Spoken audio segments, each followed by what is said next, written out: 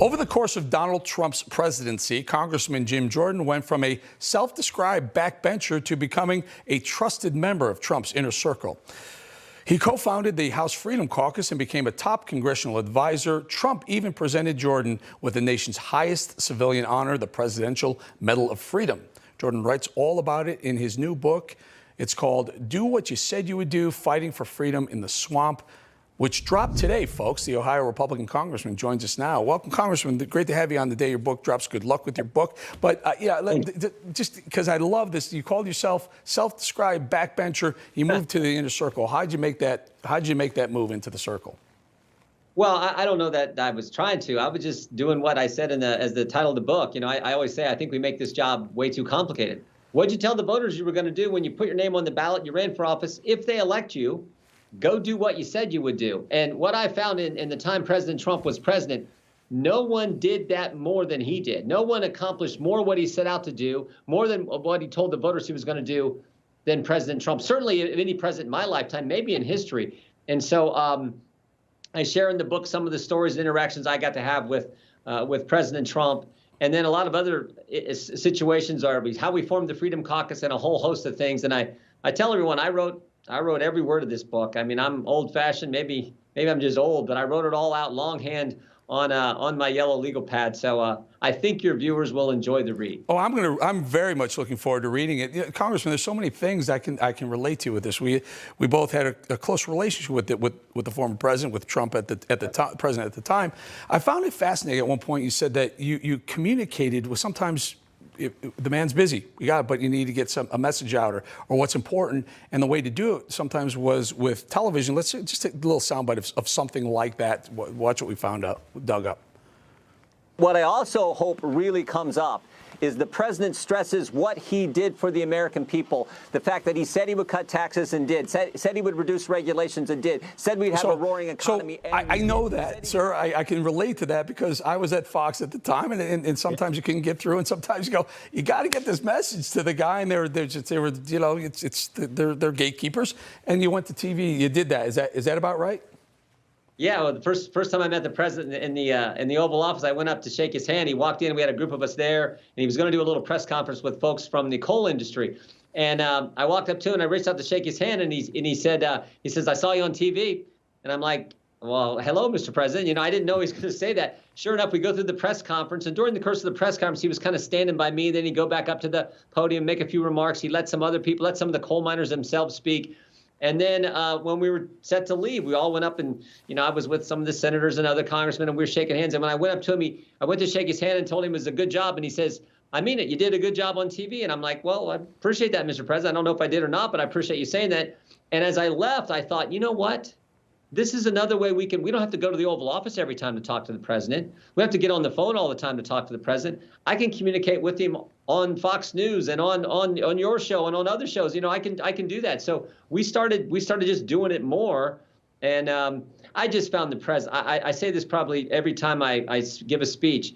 I wish every American could spend time with the president, because when you do, and you know this, Eric, you can't help but like him. There's an energy, there is a charisma about this guy. He loves our country, loves our law enforcement, loves our veterans, loves our troops, loves regular Americans who make the country special. And he's willing to go fight for them and do what he said he would do. That's what American people appreciate. And frankly, we need a lot more of that in Washington today. You know, and I'll add one more thing. The genuineness of that man is incredible. You don't get that when you watch the media, the corporate media. They'll tell you, you know, he's fake and you talk to him, you know, he's telling you the truth. There's no BS coming out with him.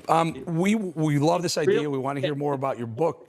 We want to hear more about your book, Congressman. Stay right there. We're going to take a quick break and come back and talk to you about some of the crazy Steele dossier, some of the stuff that's going on that I hope you documented. We'll be right back.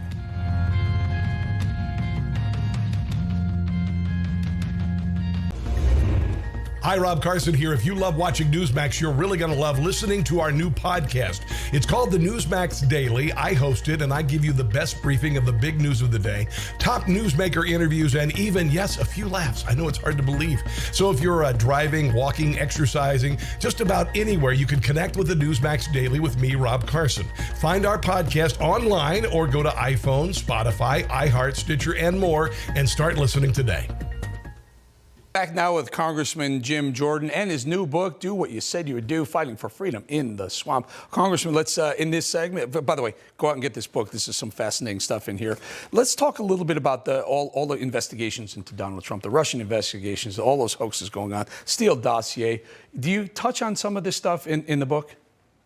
Oh yeah, definitely. We spent a lot of time on particularly the impeachment process, where Adam Schiff does all the quote depositions and hearings in the bunker, in the basement of the Capitol. No due process for the commander in chief. No due process for President Trump. So yeah, we talk about. I actually, to relate one story in there where the day my buddies, Congressman Scalise and Gates and some others, stormed the bunker, as that's at least how the press characterized it, but.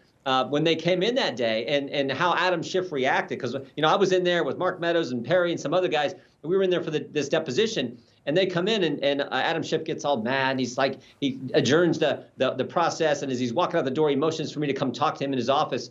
So I take Mark and Scott Perry with me, and we go in there and talk. And he actually threatened to, he said, we're going to bring ethics charges against these guys. And he actually told me, he says, Jim, you need to make them leave. And I'm like, hey, you're the chairman. You want him to leave? You tell him to leave. I actually like it. I remember that. I remember that because they put together the meeting, but they didn't invite the Republicans, and they were going to secretly go over evidence that was part of the impeachment. I remember that distinctly. Since you mentioned the stand-up guy, Adam Schiff, I'm being facetious. Take a listen to a couple of seconds of this guy. I've certainly said that there's ample evidence of collusion. I've never used the word treason. Only Steve Bannon has used that word. But if you look at the facts that are already in the public domain, they're pretty damning. So you have seen direct evidence of collusion? I don't want to go into specifics, but I will say that there is evidence that is not circumstantial. Can you agree that there has been no evidence of collusion, coordination, or conspiracy that has been presented thus far between the Trump campaign and Russia? No, I don't agree with that at all. I think there's plenty of evidence of collusion or conspiracy in plain sight. He lied, Congressman. He got caught lying again.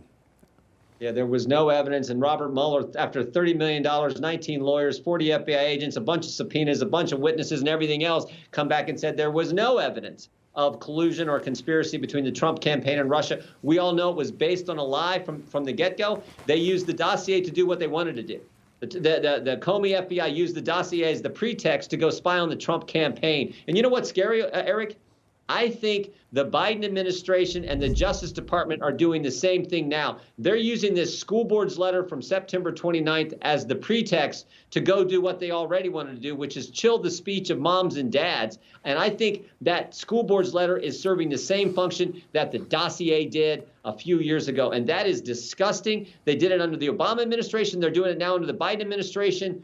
And it is as wrong as it gets. Man, if you're into politics, and we're political junkies here, if you're into this is some inside base. This is in the dugout. Conversations going on in the dugout from Congressman Jim Jordan.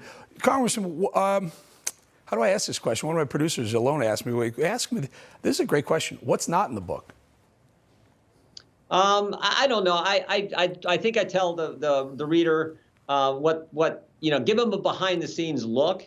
So I don't know what I left out, but there's lots more stories I could have told, I think, about other investigations. But I tried to focus in on how the Freedom Caucus came into being, what we try to do as a group, fighting for the American people who feel like that town has always forgotten them, and trying to do what we said, just like President Trump did. And I could have put in more of the investigations, other investigations we've been involved with. Let me do this. Let me do this. I think it's important. You were known for the Freedom Caucus. You're a co-founder of it. Is it still alive? Is it still a cohesive group? About half a minute. Yeah, it is. It's going strong. We just elected a new chairman, Scott Perry, who I mentioned was there in the bunker in the basement with us. Scott's a good man from Pennsylvania, a general. So we got a good new chairman. We had Mark, and then we had Andy Biggs after I had the privilege of serving as chairman as well. So a good group, and I think we're going to elect some more conservatives, and I think the Republicans are going to take back the House here in 11 and a half months. Well, I tell you what, we're honored to have you on the day the book drops, because it is going to be a bestseller. Congressman Jim Jordan, thank you so much for being here. Get that new book, Inside Baseball. We'll hear what's going on in the swamp, in the dugouts, what you don't hear on television. Do what you say you would do. It's out now. Thank you, sir.